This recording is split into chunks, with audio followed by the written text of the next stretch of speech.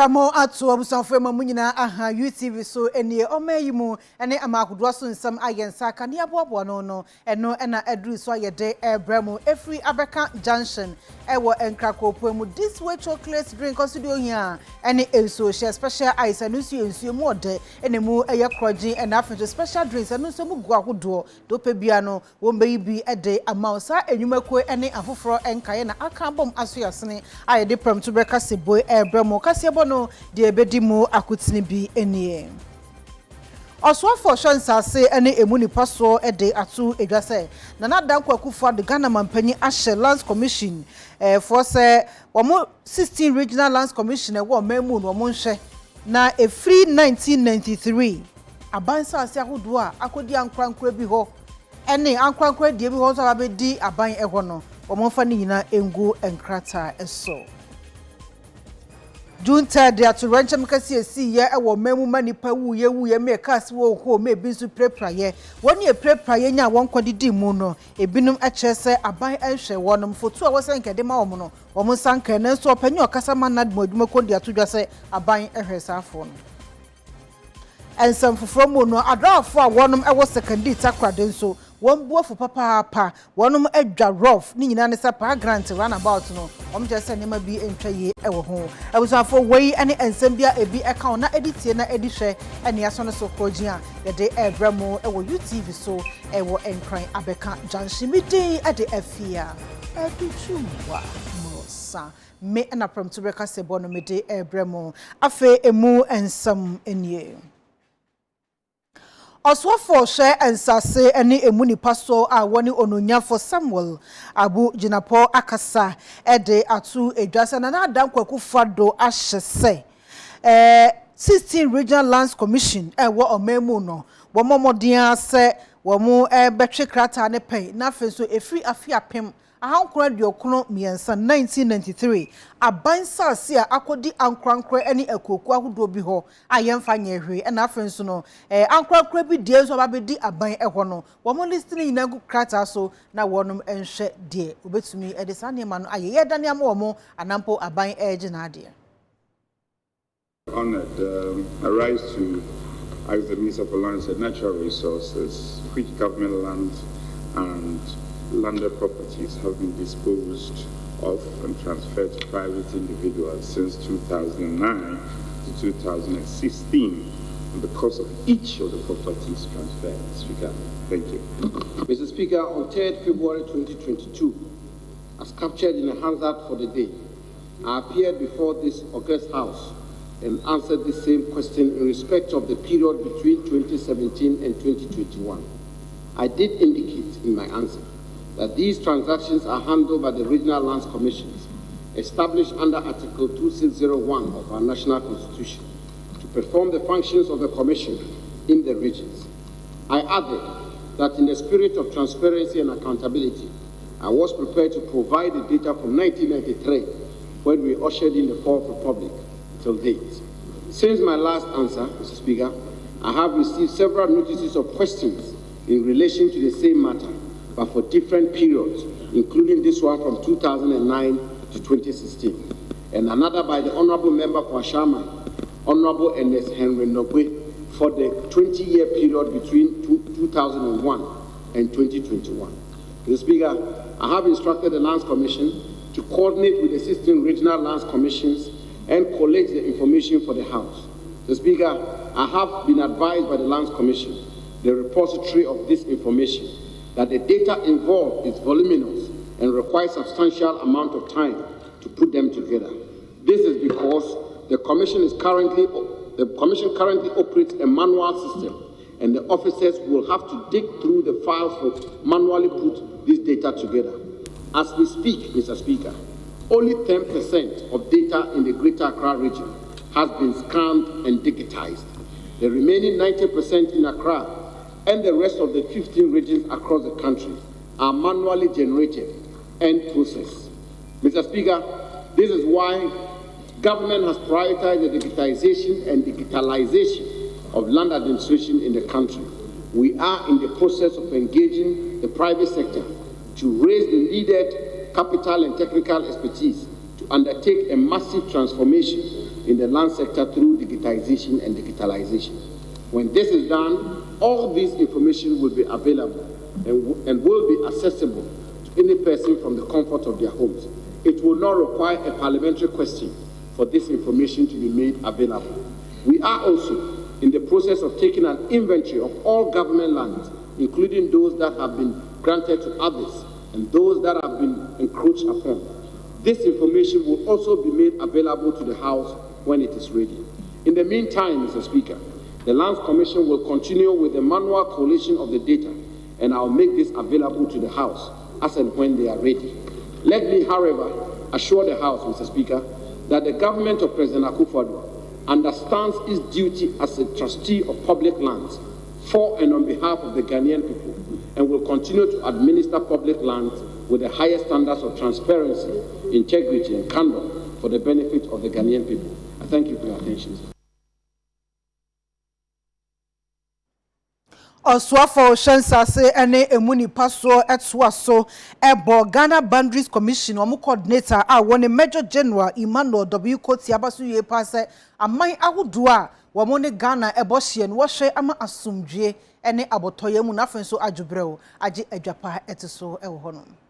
For the opportunity to make this important statement as we commemorate the 12th edition of African Border Day across the continent, which falls on today, Tuesday, 7th day of June. Since putting in place the operational mechanism of the Commission in June 2020, the Commission has undertaken a number of initiatives to delineate our boundaries with our neighbors. This includes the reinitiation of negotiations with Togo on the long-standing maritime dispute between Ghana and Togo, and the ongoing reaffirmation of land boundary pillars along the eastern international boundary line with Togo, including the construction of the land boundary terminus. On our western border with the Republic of Côte d'Ivoire, the Commission, in collaboration with other agencies, has assessed the state of international boundary line in dollar power in the Savannah region as a precursor to facilitate the future construction of boundary patrol routes and pillars marking along the international boundary line. In the northern part, the Commission has held a number of engagements with their counterparts in Burkina Faso to deliberate on and address issues of boundary pillars and markers between the two countries. Mr. Speaker, the Commission plans to engage honorable members from border communities to be involved in these engagements, particularly in the education and sensitization of their constituents on border-related issues. And I am hopeful that when the time comes, honorable members of this august House will give them their full support. Mr. Speaker, border and boundary issues evoke a lot of sentiments and have the potential to threaten both internal and external security. The Bakassi Peninsula conflict and the Higley crisis between Sudan and South Sudan over oil-rich boundaries are just a few examples. As a respected member of the African Union, Ghana recognizes the positive contribution of proper border governance to peace, security, integration, resource sharing, trade facilitation, as well as inclusive growth and sustainable development. And government is fully committed through the Ghana Boundary Commission to ensure that Ghana's international boundaries are properly secured and maintained in accordance with the accepted principles of international law and best practices. Mr. Speaker, the fact is that there are a lot of factors that are a threat to our various national securities, and in Ghana, the issue of our porous borders is certainly one of them. And the transnational crime that we are observing more in recent times can be attributed to this. Mr. Speaker, the issue of how we man our borders goes beyond the hard, security with regards to having our security services in place and extends to how aware our various communities and populations are. And so, Mr. Speaker, it is very laudable that in recent times, the Boundary Commission led by General Kotia, who was the supervisor for my thesis in Kofi Annan, is actually doing so much to raise awareness in terms of the public's knowledge of what the Boundary Commission does and how the public can play an important role in ensuring that coexistence that we have across our various borders is something that is a reality as opposed to an abstract concept. Mr. Speaker, if we can arise as a people to a point of understanding the value of cooperation across our borders, then the need to forcibly enforce the strict adherence to our border control will not even be that necessary as we are looking at the implementation of the African Continental Free Trade Agreement as part of a means of Africa trying to re-establish cooperation across our various borders. And so, Mr. Speaker, with this opportunity to speak, mine is only to say that as we look at the issue of our borders and increasing cooperation across the various borders, we must look at the problem of the language barrier between our various countries and look to address it as a very basic issue as part of our educational curriculum, not as a means of only those who want to study French or other languages, but as a means of improving our way of communicating across our various borders. Thank you so much for the opportunity. Abra June 3rd at Rencham Unity Airwar and Krakopomu Nipaduanwa and a Sabi Wontiri Anya ye Namso or Famu Ashu Wonkwa. 1 year now one quadidi munsu, woman pray ye pananya some getwa. Not or more shese a bine ebeboa mapampa. A bine at the Mwabi Aso one mas Nanuachi and the Binim Chase, and one and now commercial for a bar honomono, not a swat. If you cry just one san como dear, and Namso Kramas say Binum or Muhukra and Yanto one. Nano and not Renche Mob Wafoku, one or Penyo Casama, one ma one or Red George, and you see at the Atu say, a bine a source for nothing. Nemo may be a Nasabio son and Shada, a moo and Shada, and ye do no the Atu many say, Kabayanka or Monshe. Emma enyumakoni ankwankwa kudobi nso emmo a omne kobase nadmo ene aban e so msade mo ne bi eka ho a wonpopo omuti ombebo asafo no yesia wo mu ye ne omu 3rd anniversary ni amateur statement I can never again enu echi ye ne omu aye meeting ye call AMA office or tudu ye do bia package 10,000 8,000 e dia mo baako or 37 30,000 yeah, they are no crying enough. And penny force I appeal at their mom. Obia you register with that day or that more documents. President Mahama time almost support to be. I'm yeah, buy records now honor ya twice so obia me no ka say you do obia patasika aman omo. But almost say almost friend on patasika. And only issue no. Woman ya bibi ba omo say beto omo ase omo ye abai share womo but after abai de no still na bi kro no omo ankasa koto aso aha nti omo say omo sika no omo spend ya no nti anya mpata sika but ya boa womo say ye boa wate wo ka no so abai so mu oye du baabi e na oja wo wie onum so wa wie but wankasa onum say kro no na enwu ye nti woto aso e de hwe nti eno ne we no bet de wose ye de mo bia no ye de ama bia ye records e wo ha ye beto ye bia ye di obia ni asem biem apart from one no what 37 na ye man 30,000 but ye see ye san pe bia soso aman because 30 na nya enough 37 soldier for one penny for no kraka say enye mfa wa hu no a wa prapa omo form ekuo nti afi bia omo frɛ ya ye kɔ bibia ni a ye ne omo ekasa ye se ba bia wo se ye kɔ na emmoa bi beba ma omo na de ebeye aye voluntary enye ehye aha de ye ehye ye wo se ye ma omo so omo pra se Ghana de hye ya ye ni nyina awie bi mo ya na de we omo kasa no when wan hwɛ yi a obubefu omo be omo su nya abotre omo pra ye nim but aban so atunana mom Benin bind the support by the Nina Maomo, and to Omunyabute, baby, near Omumra and I so near so young hair and penny for Becassa, Kakre betting us at the Abuamo outside of that. No, ya neighbor, ya bay near Buomo, or we are Ghana this year. Also, a sabi Omutia dear, I'll say Abrabono Cosu, ya bay the betting Abuamo.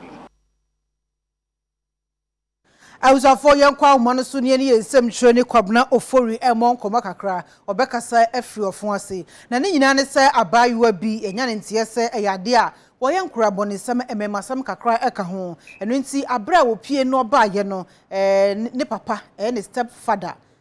Eka say a memoir womo a one potem honomono, or more ankasa entrina son and manuko we are say memoir.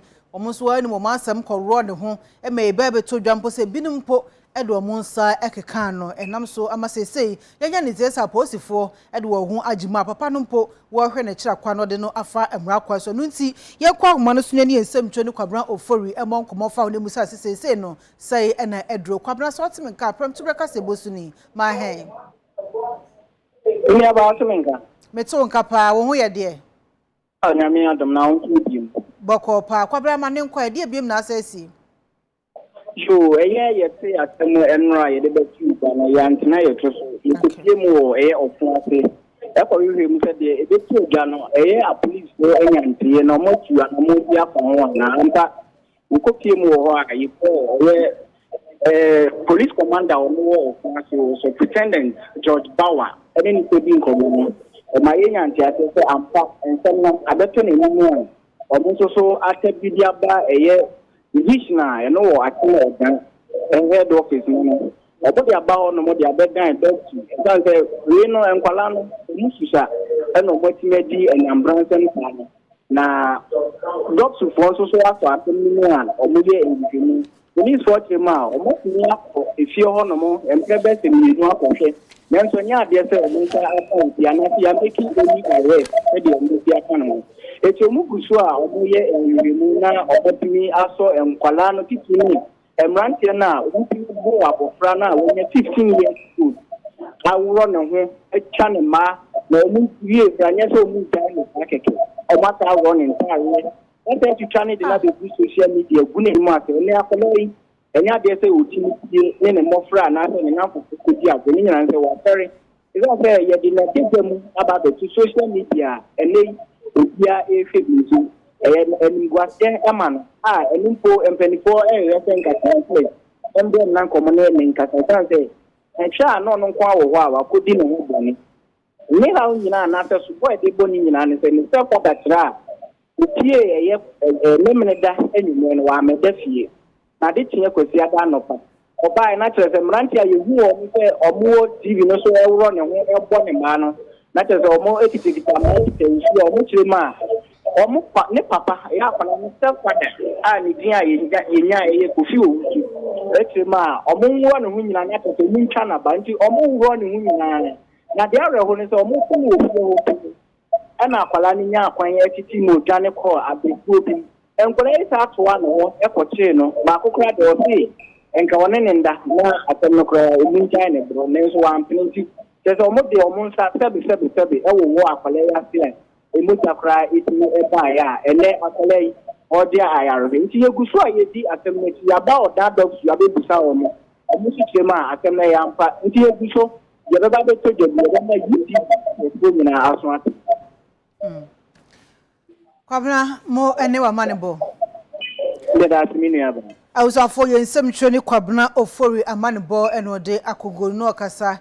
Efri of once chrono emo yet wakase bono eso yenya ntie se afi yenuanom enkremofo beko eye hajj bie ewo meka no momododo no eye impemiansa ene echire enam so wei eyensema hajj board wonom ediatudwa Nanka fibia mu no nananom nkramofo etukwan kokopiem ewo maka ya kwanto konkron ekokobom paye nanso covid-19 yarewa defo adaroma beyen finhia mienu nie enya dia kwanto konkron no atumi abaso na afi hajj board edi ababetudwa sa abrewa ipuma mu akwan da fom afia kwanto konkron nkramofo bo anakopiem ewo maka no ade bebaso Titina ni awo no na hajj board odano eni shika IC kwi ochiremo afi Ghana for 3069 obenya kwenya kwa kopiem ewo maka sika obibia ebetua 39000 Ghana cedis na wa afi 2020 mu no nipa bi edikan twetwa won sika na nko hwe ni mu se hajj no obetumi akobi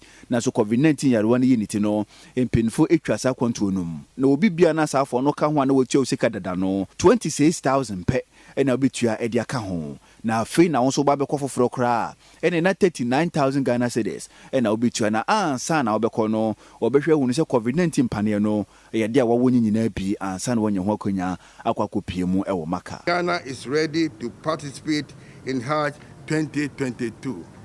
Aktabir. Allahu Akbar. In light of this and the increased charges from service providers, the Hajj Board has worked assiduously to arrive at a fare that is reasonable and by all estimates affordable for Ghanaian pilgrims. In our neighboring states, Nigerian Muslims are paying 47,000 cedis. In Ivory Coast, Benin, and Niger, their figures are in that same ballpark. The Hajj Board Ghana, however, has pulled out all the stops to make the financial expenditure much more accommodating. Again, we emphasize that with government's help and assistance, we have been able to arrive at a Hajj fee of 39,000 Ghana cedi. Government is going to support us with $3.9 million. $3.9 million. Na nokokra mu no abedukwa wo mu na Hajj Board odano emu baako na aba Musa Akambonga enso kasa kire nsemu sei Adutwumwaa TV kasebo anim. Na yam ya adomo a bese na dunsia a wo anim. Plane ID kan betu afi Tamale. Plane and 9 and betu wa Tamale. Ana miansa atu nkran.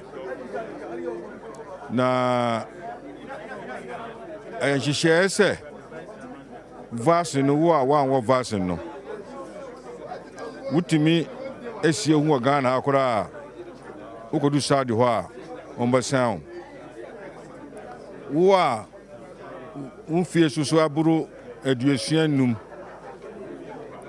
untimi ko Hajj afiwe niente abasa no eye saa yare bone no a aba wiase no eye corona no nti na omoye saa nhihye je se obia enhye so na yendiso na yehu anko kire ewo Saudi Arabia.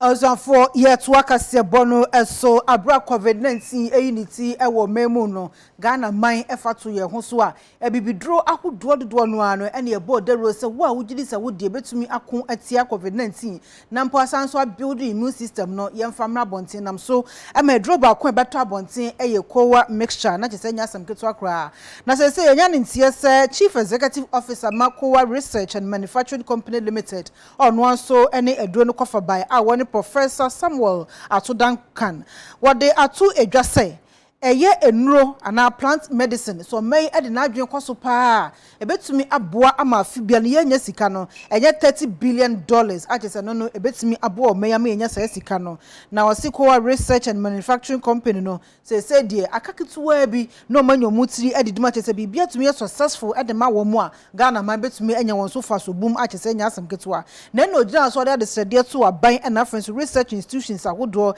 any investors ahodo say ni die mada wo modern so betumi de won tuma abo company dia no se de be ya wo mu ani so de hu no betumi abamu ama Ghana man enya won so emfa so bum wo si yare de sabi enkoye kura isan se ewiase man nyina yare a na akwakoye se ewiase man asomdwe ena ho aka ena yare so de obi nim da ebebo wo se uhwe ma ewiase yade wa hodo no ekumo manfo pa esense wo anampo entokwa bi asi ewo wiase eno ntie nkwa homa so na yemusa eye prof say sika ya wo se eja yebetumi enya ede free plant medicine mu afibia no ebede ena yetumi enya prof sort me kan UTV from to break asebo sunima hen na mepa choboko de na me na dum doko yo yeda sese waje so prof won sama waka se yede yani eti plant medicine so a ebetumi aboa amafi bia na yenya sika mfiri mu no enye $30 billion no prof enya bia ekwan pe so na ebefa so aye beye no na yenya sa sika. So miniaba mefa akwenje so enchia wetie fo no wahwefo say sa asemi yade a eta akomaso a bidi se wo say Ghana ye ma ye hu so waka na ye sorry die se na be betumi abo my Ghana for about 100 years and say gold ni cocoa pe and I say access Ghana and one ni ye didi hu na edu be dia wo say ye di ye ni kwhwe edidi eduro senya be ya ebetumi nya faso nso esim nanu so abeye another resources ebetumi abo my Ghana na niame kame ye that me for na $32 billion ebetumi nya no every year and no putting ye research research and manufacturing company limited research aye the true am is ebetumi aba aka transfer cost ebetumi aba and only America they can bring more than $32 billion annually on my Ghana. Often no question say have been do be wo a year a friend saying efficacy. And I say and what you want you bet nya introducing you bet me there be bet media no so and you bet me on my Ghana. You hear say you proper research. Because the baby internationally you competing here. Say you will find the proper data, scientific data and parameters guiding the use of the product. A drug which here Obia bet me asa and yet you say bring back as of may so say drawing. And you say the research I mean your picture you draw your wall Ghana and in Habaya a woman friend saying forest near the tap into it. Nothing you develop in Drusi one. And no 32 billion that may make us I have the poor research and manufacturing company based Midday Ama Abregana no. After herbal product, everything ama akwenim kura. Intermediate let us concentrate. Manufacturing of plant medicine, not just herbal medicine, but plant medicine. Ma etnia bois on my Ghana etbono. Prof, who can research it? Not just say well in Ghana some enye na some ne bear research ameja yet to me enya emu emfaso na enya bia no wo hwese se ya Ghana enuma hodin pa na yesika sam krampo no enhye danya ne naso papa nam so ma ho kire wo kromu na ye mabuni yenso kwan be so na ebetumi afaso ebetumi take advantage of the wo kan na eja yenso yatumi enya plant medicine mu emfaso na emwa bi wo hono a eja core research and manufacturing company limited enso betumi dia boa Ghana mabunu ama yenso yatumi akonkan wo abidro mu ana So I'm say then the din kind and the idea in particular Ashanti region so for about 1,000 acres. You be raw material. No se be fa mbabuni the woman yetumaye. And then the Ashanti Kingdom now so you're saying here about 9,000 acres. You be count. You be edua sa raw materials be media here in Drono. Now you can say research here be a channel. You start research in a show from 2006. And you starting say yes research. I'm your baby do baby and you know your baby do baby I say I cut the breakthrough. It has taken us about 16 good years to research into plant medicine. I'm your making and I think I say crumble and we have a do research. You do baby and Chebia no say your cost me did say you bet me $32 billion you are making once a week. Na no na betimi beboa Ghana betimi ebie adwuma foforo de ama mbabuni ya se bo minya adwuma nyi. Okay. The only thing that you hear is another financial resource a betumi abɛboa Ghana economy no ma etumi akɔyɛ ni. Okay. Because yɛfa obi wɔ adwuma na sɛ yɛnyɛ sika ntua ne ka ɛbɛyɛ dɛn na aban afa no. But sɛ yɛtumi ɛyɛ saa nya yɛkan na sɛ yɛtumi nya biribi si mu a aban bɛtumi ayɛmployi nkurɔfoɔ bebree ama ɔmo nso anya ɛho fasoɔ. Okay. That $32 billion annually, we are the verge of getting it. And we are the verge of engineering. The support of researchers in Ghana and now, okay. You, Prof. Yabedas Papa Paye Abusia for Chief Executive Officer Emakwa Research and Manufacturing Company Limited, and Yanene Kasani Dini Professor Samuel Ato Duncan. Yatwakase Bono so Adishia Wamuo Awoshi Elang Ga Central Kropomo Greater Accra Mantemo Asra Ghana Painfosa Nidi Mada Wamu Kwan Omonam so no enye abanhwe no no mubi na afenso ahulidie hu nsema no so agye guo ewo Awoshi no wonhwe na wonka ho asem emfama wo Awosh Elang no wo enkramantemu eyega central Mexico assembly ni mu eno omo de ensemi tudwa wo mo kyese wo mo hia se nimanum ya aban ba be ye omo kwan de ama omo isan se kwan no atete apansam se kontebe ama omo dwuma mo ye nyina ato ape ama omo abrabo no abo asesa ensem we nyina no mo de to YouTube nsantwerefo anim ebra wo mo eye omo adwene se omo ankasa be ye siesie adwumadie eye clean up exercise ewo omo akwan no so isan se ensu etoye no atwe anwia e de aba begu kwan no so ama kyese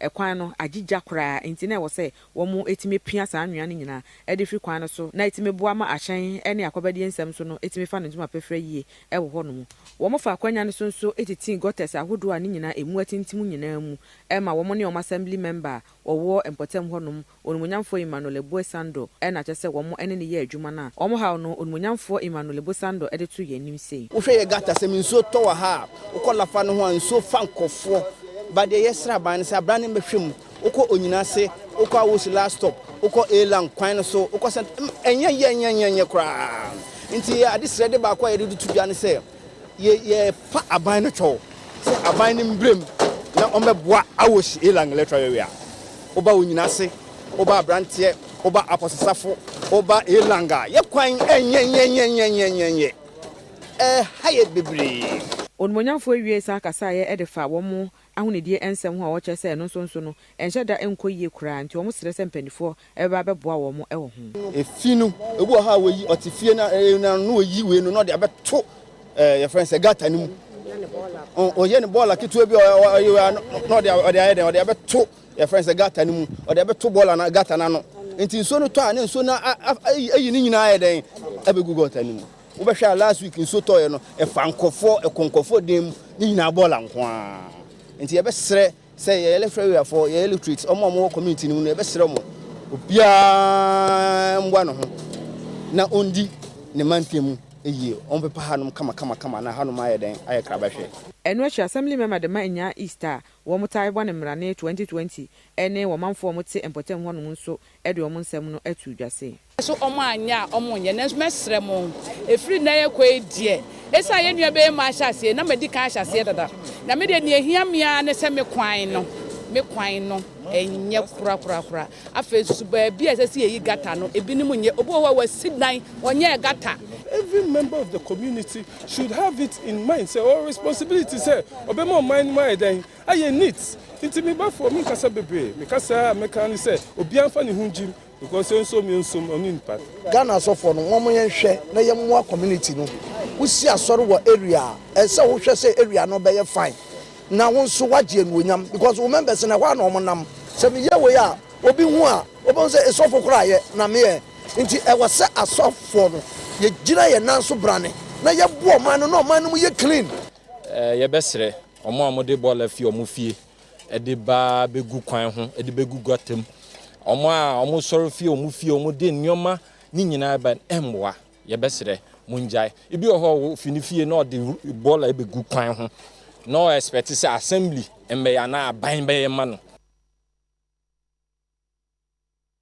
Sayako apa menya mensini eno ewo epue mantemu a wo mu okro bi ho no watu din aketebo na basic school ba ko bi so ho no watu din RC basic school yanya ne ntie se ba bia nkoda no eti esuade no enkoyie enam so ama ade chekura na school for no wo man ni school no mbo so mba kwatena same a chewmade na school ni panyufo asre Ghana bani panyufo nkaisa ni de mada wonhwe no fa ka ento kaso endo wonum school dan ne bi Sukusu bebre na wo omanga na mu a wonyina baabi a wotena suade no enya de a eye abodwo anase eso ani kura na wo bobɔ sa suku yi a wontumi mbobɔ enyi akete abo RC basic school a ebo apamanya krobo mansin no mu na me na wo kan baabi a emofra suade no ya de a eye asefin pa na wosi suku yi Afia pem ahankron aduoson abiesa a afisa abira wosi suku no bepem nayi nsiesie bi a anase nsa bi a nkɔ ho se ekwakoboa eno nti mofra ewo akete abo ne nkurasi a ebemben ho ne de enya de a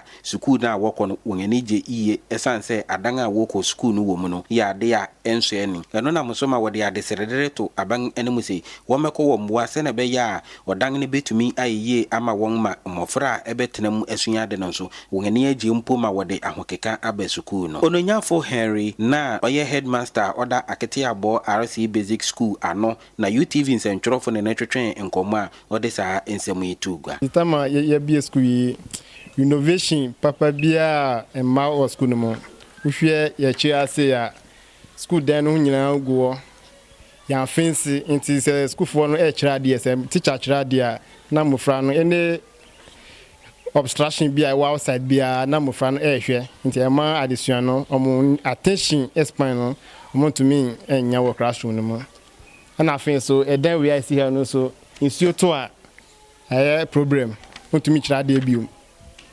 classroom ni nyina ebe flooded because of the nature of the roofing and building no nti how no there does bebre Dade manche Samuel Nate onno ye chairman na other school management committee no ano on UTV nsentro focasa ya onno so de ade seredere to aban enemu se den no chance no there was so bet sena bravo bia ni ho no eya nkrofo timi twem enso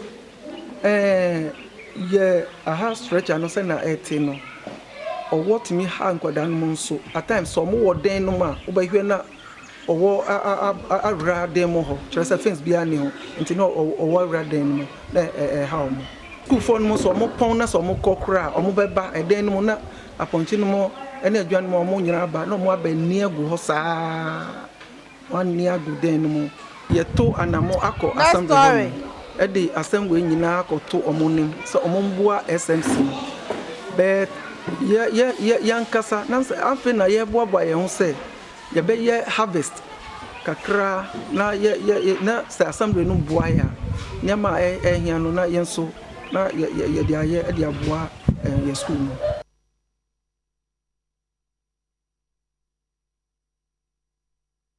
Ausafo ye humeso abasesia